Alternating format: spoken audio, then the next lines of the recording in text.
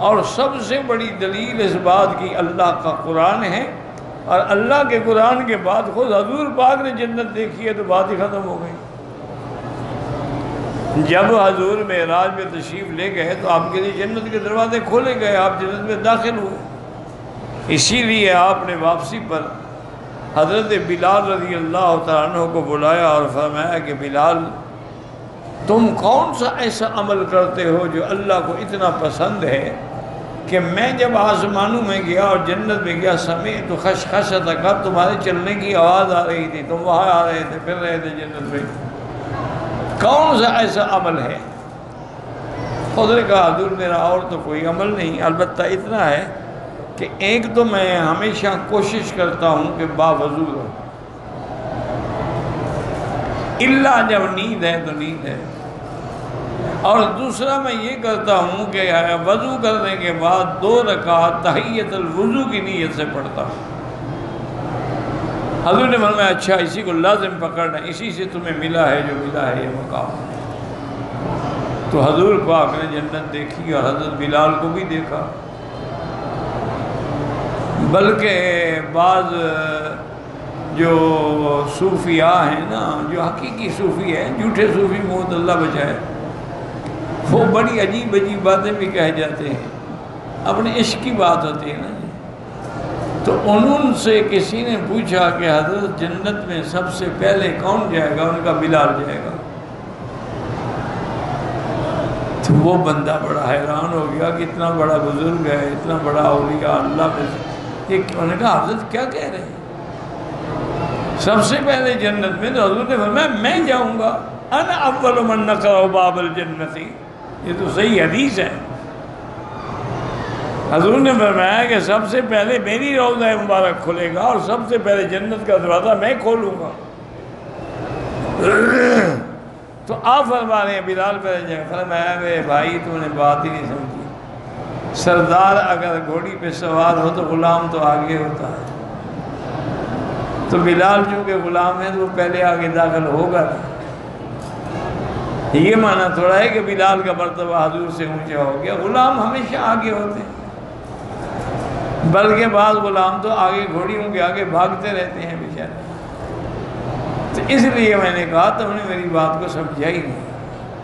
تو اللہ والوں کی باتیں بھی اللہ والے ہی سمجھتے ہیں، ہم جیسے لوگ کیا سمجھیں گے۔ تو بہرحال حضور پاک جنت میں گئے، اور ایک صحیح حدیث مبارک میں یہ بھی ہے کہ حضور نے فرمایا کہ میں نے جنت میں ایک محل دیکھا جو سفید موتیوں سے بنایا گیا۔ تو میں اس محل کو دیکھ کے حیران ہو گیا، تو میں نے جبریل علیہ السلام سے پوچھا کہ لمن ھذا، یہ گھر کس کے لیے؟ تو جبریل علیہ السلام نے کہا کہ ایک رجل من قریش، ایک قریش کا آدمی ہے، اس کا ہے یہ، یعنی اس نے بھی شوق بڑھانے کے لیے بات کو ذرا تفصیل کر دی۔ تو حضور نے فرمایا اللہ کے بندے انا قرشی، میں بھی تو قریشی ہوں۔ اور نے کہا حضور آپ کا تو خیر مقام ہی بلند ہے، یہ تو آپ کے غلام عمر کا گھر ہے رضی اللہ عنہ وارضاہ۔ حضور نے فرمایا کہ میرا دل کیا کہ میں عمر کے گھر میں جاؤں،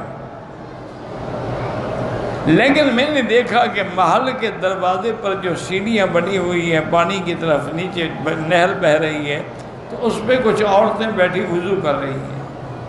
تو مجھے عمر کی غیرت یاد آ گئی کہ عمر کو یہ بات ناگوار گزرے گی کہ میں اس کے گھر میں کیسے گیا۔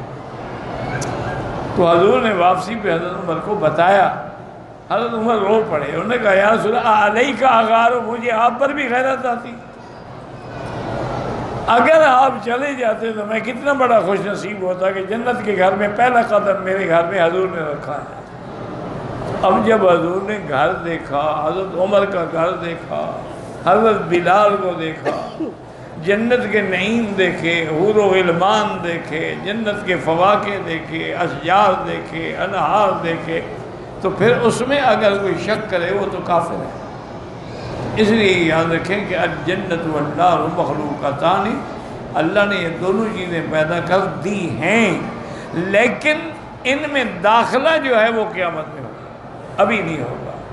یہ جو ہم کہتے ہیں نا کہ جنت میں چلا، معنی یہ ہوتا ہے کہ جنت کی نعمتیں اس کو قبر میں بھی ملنی شروع ہو جاتی ہیں۔ یہ اللہ کا ایک نظام ہے کہ جب مومن مرد یا مومن عورت فوت ہوتے ہیں تو اللہ ان کی قبر میں وسعت بھی پیدا فرما دیتی ہیں، اور جنت کی طرف کھڑکی بھی کھل جاتی ہے، اور جنت کی نعمتیں اور ہوائیں بھی ان کو پہنچنی شروع ہو جاتی ہیں۔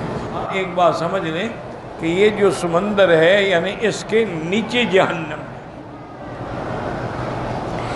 اور وہ جہنم جو ہے اس کو اللہ نے غلاف حجری یعنی ایک دیوار پتھر کے سے بند کر رکھا ہے۔ جب قیامت قائم ہوگی تو یہ دیواریں بھی پھٹ جائیں گی اور چاند سورج بھی سمندر میں گر جائیں گے، وَإِذَا الْبِحَارُ سُجِّرَتْ، یہ آگ سے بھڑک اٹھے، کیونکہ نیچے تو آگ پہلے موجود تھی، اس کا پردہ ہٹ گیا، اوپر سے یہ آگ کے گولے بھی ڈال دیے گئے، اس لیے پھر آگ جو ہے وہ بھڑک اٹھے گی۔ تو سمندر کا سفر جو ہے شریعت میں منع ہے، الا لغازن، کوئی جہاد کے لیے جائے یا تعلیم کے لیے جائے یا تجارت کے لیے جائے یا حج اور عمرے کے لیے جائے، ورنہ سمندر کا سفر نہ کرے۔